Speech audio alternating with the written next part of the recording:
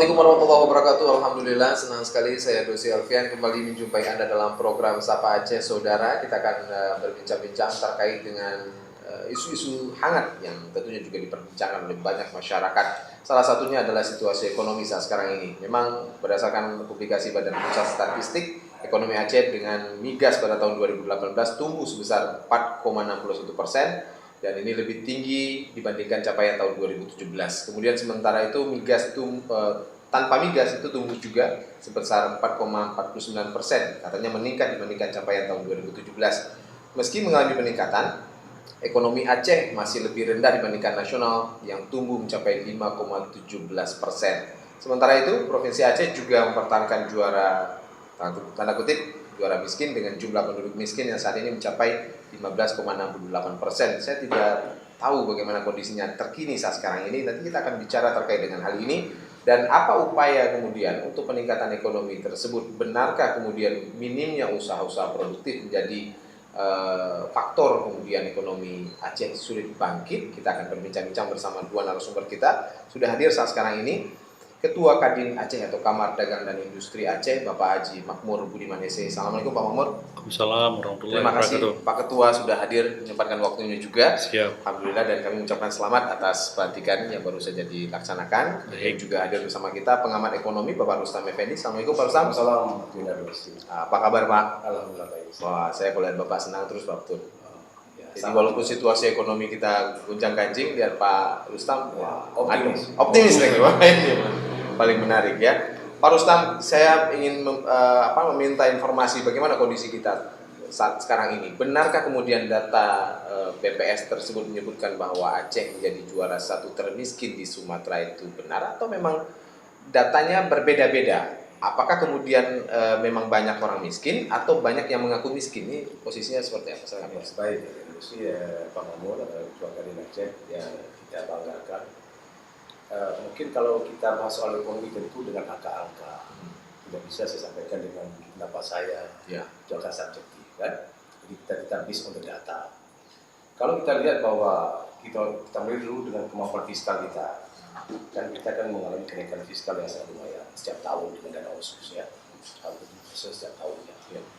Nah, kalau kita lihat salah satu indikasi penting untuk kita memahami bagaimana ekonomi kita bagus atau tidak bagus adalah pada growth of economy, pertumbuhan ekonomi. Bahwa tadi sudah Adina Rosi sebutkan bahwa kita tumbuh di migas dari 4,6, sebelumnya 4,1. Di non migas sudah naik 4,4 sekian. Ya. Ini sebuah indikasi yang positif. Tetapi kalau kita lihat bahwa angka ini masih jauh di bawah ekspektasi kita. Dalam dokumen jangka menengah kita sebutkan kita ingin tumbuh 5%. Ya. Mana memang kita ada tendensi naik, tetapi masih di bawah capaian yang kita expect untuk kita bisa capai. Ya. Maknanya kita belum kencang, harus kita kencangkan lagi. Yang kedua di dimensi yang lain bahwa inflasi kita sudah bisa kendalikan. Maknanya bahwa itu bisa membantu untuk menjaga daya beli masyarakat. Ya. Di aspek yang lain juga IPN kita naik. Ini formulasi kita juga naik. Maksudnya semakin naik. Ya. Maknanya bahwa ada kemajuan di dalam pendidikan, kesehatan, dan ekonomi, dan stabilitas segala macam. Tetapi ada hal yang membuat saya sedikit gundah ketika melihat angka yang lain yang menjadi indikasi penting. Apa itu Pak? Adalah tentang NTP, nilai tukar petani kita. Ini kan kita tahu, mostly penduduk kita kan lebih banyak di lapangan usaha pertanian, yaitu basis utama kita. Kontribusinya dalam ekonomi kita kan hampir 30%. Tetapi NTP kita itu masih jauh jelek sekali, masih di bawah angka ideal, masih di bawah angka 100 dan susah naik itu. Nah, ini sesuatu yang tidak sehat. Tetapi kalau kita lihat lebih lanjut, memang ada kemajuan dengan tahun yang lalu, tetapi belum maksimal. Mungkin ya tahun yang lalu tentu ada kendala kita. Ya, misalnya ya BPA kita yang tidak dilegalkan dengan kanun, dengan perpu, pengesahannya yang lambat, komunikasi pada masa itu mungkin ya, eksekutif dengan legislatif masih ada mandek. Nah, tapi ini tendensinya. Tapi kalau soal target memang kita belum capai. Oke, memang ada peningkatan, tapi kalau tidak belum sesuai target. Nah, soal kemiskinan memang ada improvementnya. Kita memperkecil sedikit, jadi 15, sekian ya. Tapi kan nasional itu sudah 9, sekian itu. Maknanya bahwa kita memang masih tinggi. Masih tinggi. Nah, kemungkinan kita lambat menyelesaikan itu, Tapi jangan lupa juga ketika kita mampu mengatasinya, yang lain juga ikut mengatasi juga. Bukan hanya kita kan, kita punya juga nasional, punya provinsi yang lain juga. Dia lebih cepat. Jadi mungkin ini harus kita perbaiki kualitasnya itu. Jadi mungkin kalau Pak Nova dulu sempat menyampaikan bahwa beliau akan mencoba mengatasi kemiskinan, menurunkan sebesar 1% per tahun yang beliau idamkan, ini belum bisa dicapai. Jadi 15,9 ke 15,6 ya, itu masih hanya ada penurunan 0,24. Jadi masih angka yang kecil itu. Oke, baik. Pak Mafur melihat seperti apa Pak kondisi ekonomi saat sekarang ini? Pelaku usaha kan punya gambaran tersendiri terkait dengan kondisi saat sekarang ini. Silakan. Baik, makasih Pak Doli. Kita seharusnya kan di Aceh ini perlu melakukan revolusi. Ya, karena yang pertama perlu kita ketahui bahwa tahun 1960-an itu Aceh mempunyai 23 macam komoditi. Artinya kita waktu itu juga terkenal sampai seluruh dunia karena hebatnya komoditi kita di Aceh. Ya. Tapi pelan-pelan, dan waktu itu pengusaha kita, mungkin petani kita, juga mungkin mereka nggak mempunyai pengetahuan yang luar biasa. Mereka tapi sudah bisa melakukan perdagangan internasional, barter dan lain-lainnya. Nah, jadi di situ mungkin perlu kita lakukan revolusi. Contoh soal yang kita sekarang bisa melihat bahwa gagasan Gubernur Aceh untuk mereka orientasi kepada industrialisasi. Karena tidak ada satu daerah pun yang berkembang, tidak ada satu provinsi pun yang berkembang kalau cuma kita ngandalin APBA. Oke. Harus ada industri. Harus ada industri. Jadi selama ini kita lihat ada beberapa treatment yang dikembangkan oleh Gubernur Aceh.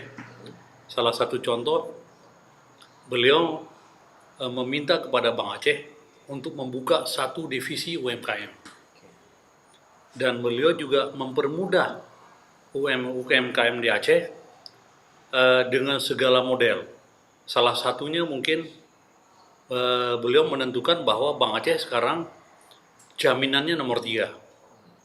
Satu bicara prospek, satu lagi bicara niat baik, setelah itu baru bicara jaminan. Dan Kadin di sini juga sangat mengantisipasi juga. Kadin nantinya sebentar lagi juga akan ada tim yang membantu UKM, salah satunya membantu buat proposal untuk mereka gampang akses ke bank. Dan mungkin Kadin juga akan membantu UKM kalau seandainya mereka punya tanah tapi tidak punya sertifikat, Kadin siap membantu UKM untuk mempersiapkan sertifikat. Walaupun nantinya setelah mereka keluar uang dari perbankan, nanti akan dipotong biaya-biaya yang selama ini dikeluarkan selama mereka bergerak. Jadi di samping itu juga, Kadin juga punya beberapa rencana baru, artinya kita akan mempercepat mencetak pengusaha-pengusaha. Salah satunya kita punya rencana membentuk lembaga entrepreneur talenta di seluruh tingkat 2. Jadi di situ mungkin kita akan siapkan training center, akan persiapkan pendidikan vokasi, dan Kadin juga merekomendasi kepada pemerintah daerah, nantinya sebentar lagi juga kita minta dikirim petani ke luar negeri. Kalau selama ini kita dikirim S2, S3, doktoral, yang menghabiskan uang mungkin hampir 100 miliar per tahun, ini kita minta geser 50% kirim petani ke luar negeri. Petani yang ke luar negeri. Petani yang ke luar negeri. Oke, fokusnya situasi ekonomi memang harus diperbaiki, benar ya Pak Mafur? Sangat harus diperbaiki. Kemudian arahnya nanti dilihat apakah industri atau kewirausahaan atau seperti apa. Nanti kita akan ngobrol lagi di segmen berikutnya Pak. Tetap bersama kami saudara, Sapa Aceh akan kembali saat lagi.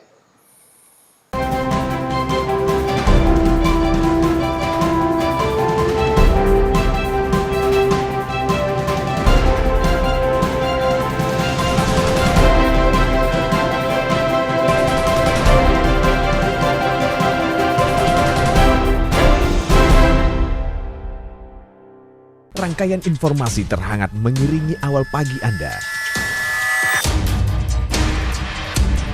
Dari berbagai daerah di Aceh.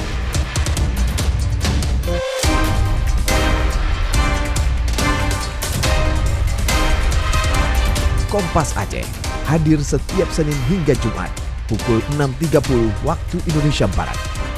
Hanya di Kompas TV, independen, terpercaya.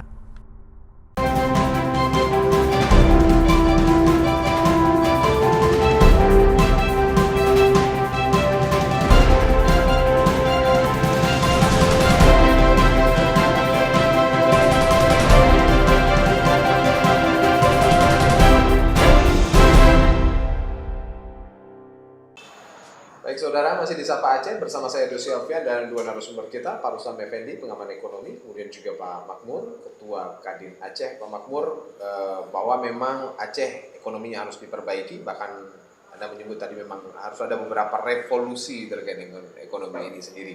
Kalau kita boleh memulai dengan kondisi sekarang ini, kira-kira Kadin akan melakukan apa nih Pak? Ambil posisi dari mana dulu untuk memperbaiki? Mungkin Kadin tahap pertama kan melakukan lobby-lobby dengan pemerintah daerah, kita lakukan lobby dengan legislatif. Artinya sumber dana APBA pun diarahkan ke sektor produktif. Contoh soal mungkin kita kan potensi yang sangat lumayan kan kopi. Jadi harapan kita juga nantinya itu adanya mesin roasting kopi yang banyak. Nanti di situ muncul koperasi-koperasi. Jadi sehingga nelayannya jadi lebih mempunyai nilai tambah. Di samping itu juga mungkin perikanan. Kita perlukan segera adanya industri perikanan. Industri bermacam-macam ya, mungkin ya kita coba buat pengalengan ikan kayu dan macam-macam yang kira-kira memang terjadinya multiplier effect yang luar biasa. Di samping itu ya mungkin kita juga di sini ada potensi rotan yang cukup besar. Jadi mungkin kita ajak kolaborasi dengan pengusaha-pengusaha Jakarta, dengan pengusaha Medan, nantinya kita akan bangun industri rotan. Di samping itu kita juga bergerak ke pariwisata. Nampaknya ini kan paralel. Paralel artinya dari sektor saling berhubungan. Dan tapi harus juga mungkin legislatif dan pemerintah daerah harus fokus ke sektor produktif. Selama ini Anda lihat memang belum terlalu fokus atau? Selama ini kalau saya lihat belum ada, karena kan APBA kita udah mencapai 100 triliun. Tapi belum ada satupun yang kita lihat yang mesti adanya industri yang didukung oleh pemerintah, yang didukung oleh legislatif. Jadi mungkin sementara ini juga mungkin kita lihat gagasan-gagasan Gubernur Aceh juga untuk menciptakan magnet-magnet industri baru. Oke, industri memang mutlak harus ada ya, mutlak. Untuk meningkatkan ekonomi sendiri. Pak Rustam beberapa waktu yang lalu juga diketik oleh teman-teman dari islaminews.com bahwa memang harus ada usaha-usaha produktif. Minimnya usaha produktif membuat ekonomi Aceh sulit bangkit.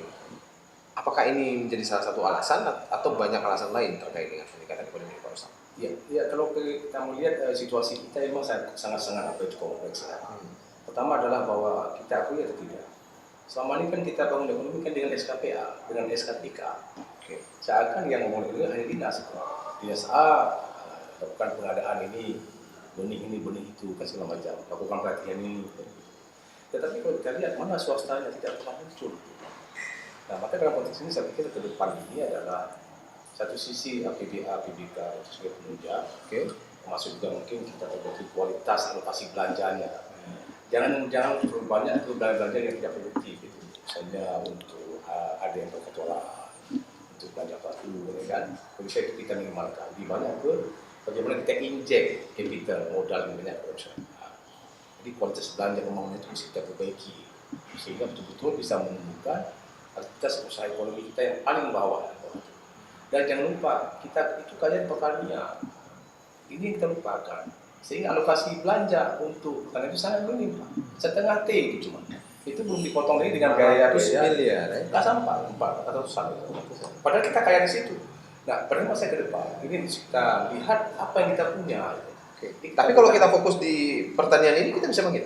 Ya, kita benahi di hulunya. Apa di hulu itu? Benih yang bagus, pupuk yang menjangkau petani, alsintannya yang memadai. Kemudian di supporting sistemnya, jalan usaha tani kita kemas, telekomunikasinya, segala macam, kelembagaan petaninya. Kemudian di kelembagaan, di on-farm itu, di budaya itu, kemampuan petani tadi.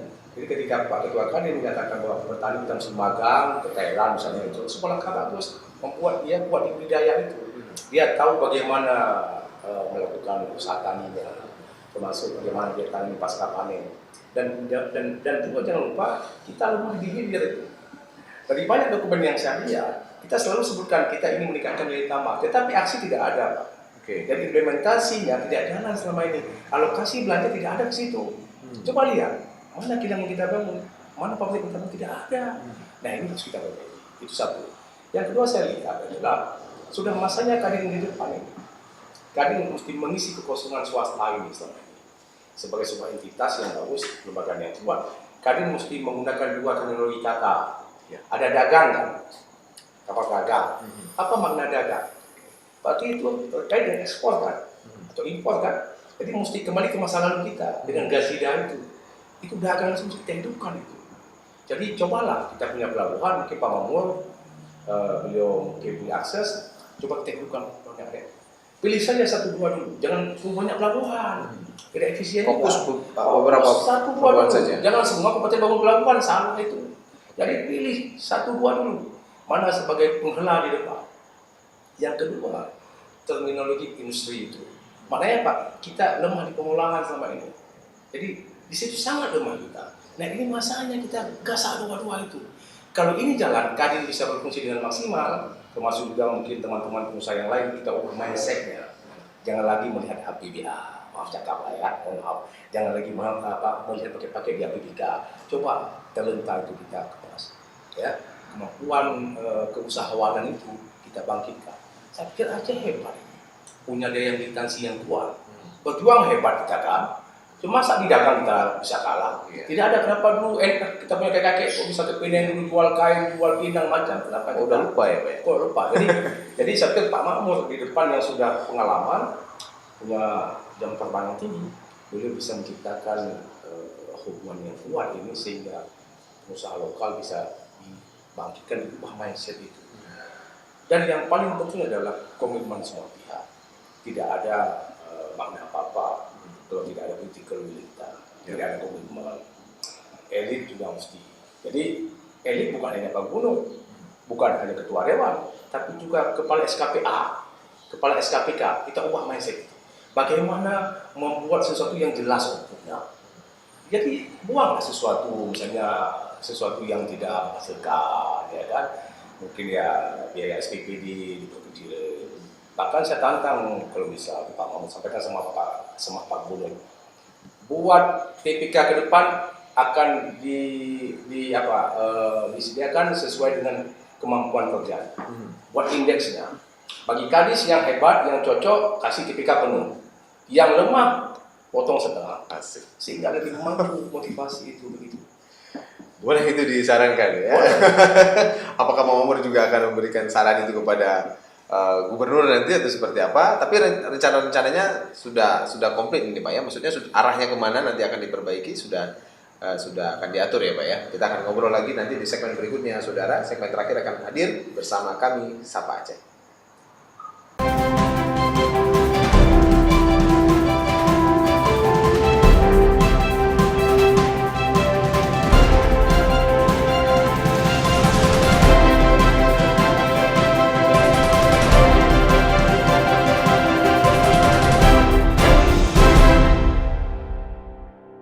Rangkaian informasi terhangat mengiringi awal pagi Anda.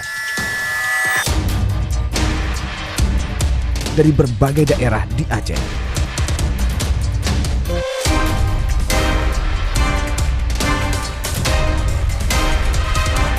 Kompas Aceh hadir setiap Senin hingga Jumat pukul 6.30 waktu Indonesia Barat.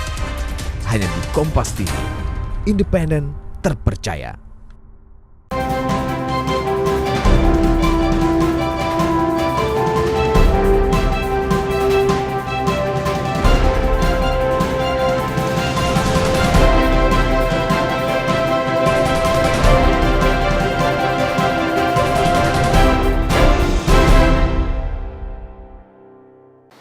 saudara, masih di Sapa Aceh. Banyak persoalan yang kemudian juga menghambat pertumbuhan ekonomi Aceh saat sekarang ini. Bahkan juga pada Agustus 2018 lalu persentase pengangguran di Aceh sebesar 6,36% dan menempatkan Aceh pada posisi tertinggi kedua di Pulau Sumatera ini. Jadi banyak PR kita. Tapi Pak Rustam dan juga Pak Makmur tadi mengatakan bahwa sektor ekonomi ini penting, bahkan kita magangkan ke ke luar negeri bahkan ya, untuk melihat bagaimana teknologi pertanian di daerah-daerah tertentu dan menginspirasi atau memotivasi petani kita.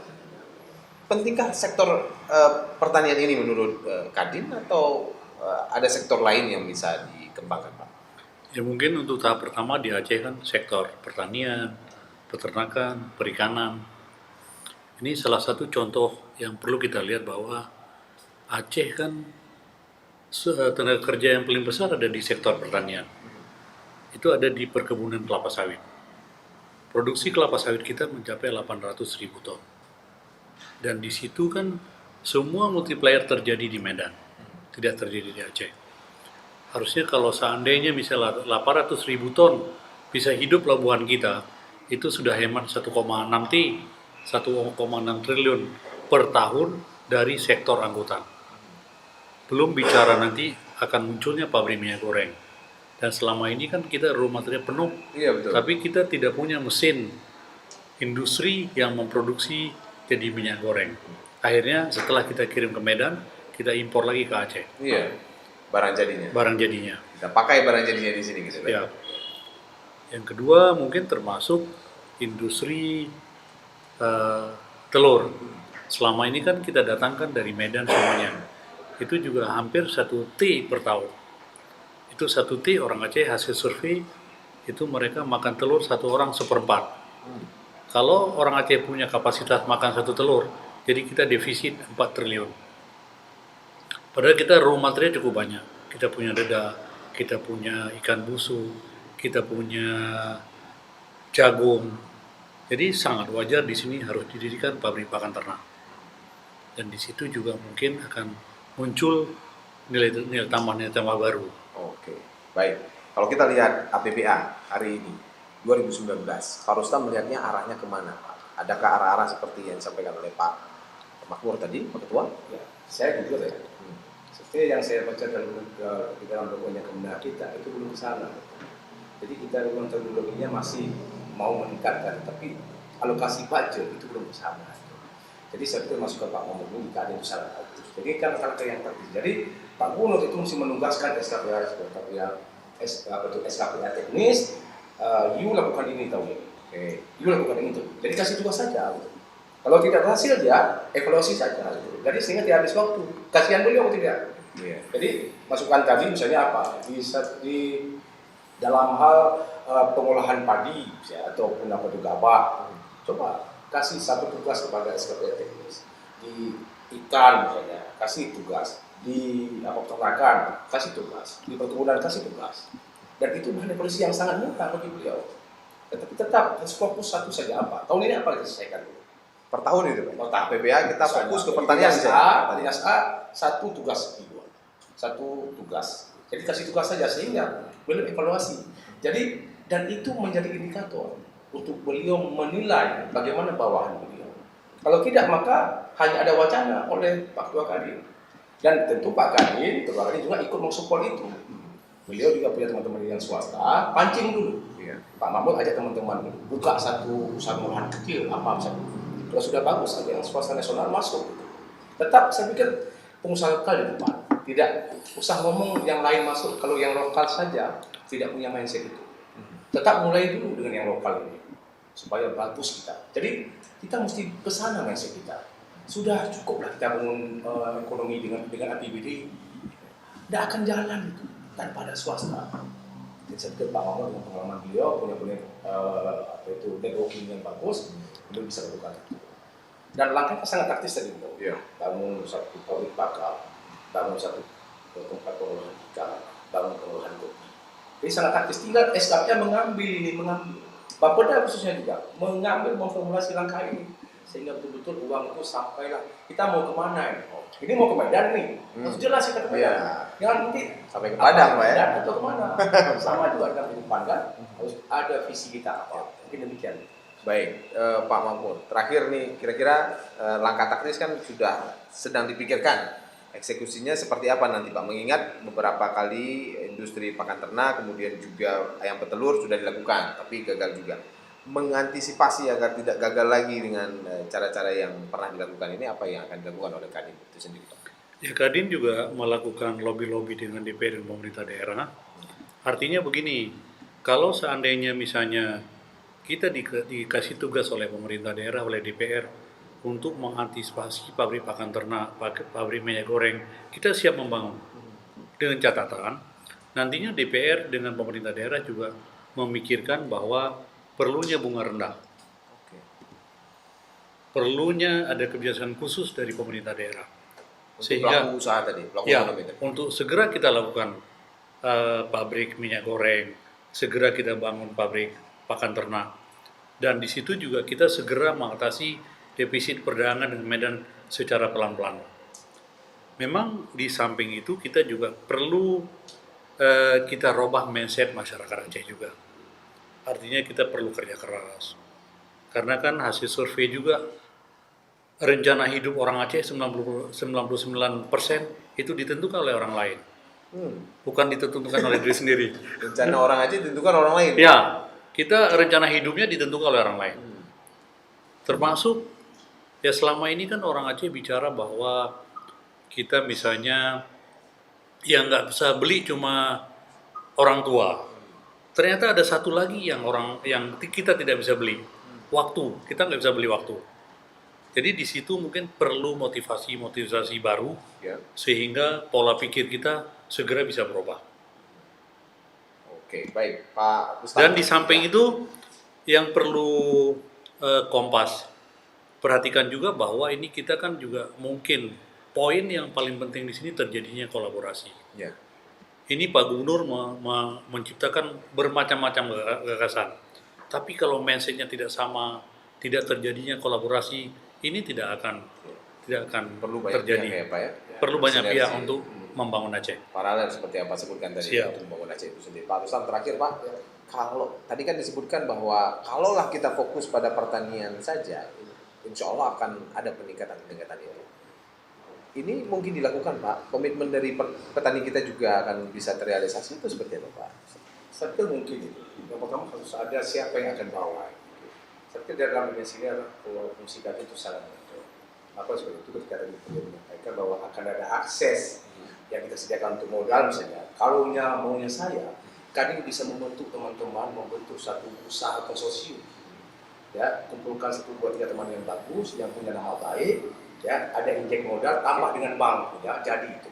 Tapi jangan kepada personal. Jangan personal. Jangan personal. Ya, kecuali 1-2 yang memang sudah punya kemampuan yang baik, yang dikenal bagus, jujur, tanggung jawab, ya, kewajiban diselesaikan. Kalau tidak, maka Kadin bisa menghimpun 1-2 teman usaha yang bagus-bagus, buka satu usaha, oke, tidak cukup modal, bank sediakan dengan skim khusus. Saya sepakat, ya, bermudah.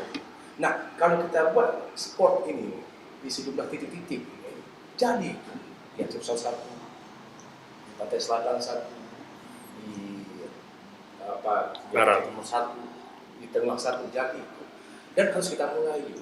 Tentu Kadin sebagai vehicle-nya yang paling yang perlu dipercaya ya. Jadi kalau beliau sudah berdekatan dengan dewan yang saya lihat sudah sangat bagus, sehingga muncullah satu komitmen kita sama-sama membangun Aceh di depan. Tanpa itu tidak bisa. Dan tetap fokus pada pertanian, Pak. Kalau kita fokus pada pertanian, kita sudah menyelesaikan setengah persoalan di Aceh. Oke. Jadi tetapi sistemik, ya, hulunya sentuh, supporting sistemnya juga ditangani, ya di budidaya juga ditangani, plus di pasca panen, ya, kemudian masuk di marketingnya, ya, dibenahi, ya, dengan pengolahan yang cantik, semuanya nilai tambah kita bisa dapat. Saya yakin Aceh bisa tumbuh lebih cepat, bukan hanya 4,6. 5 kan bisa tumbuh. Wah, mudah-mudahan Pak. Apalagi kalau swasta sport. Ya. Beliau punya teman-teman, beliau juga punya kemampuan.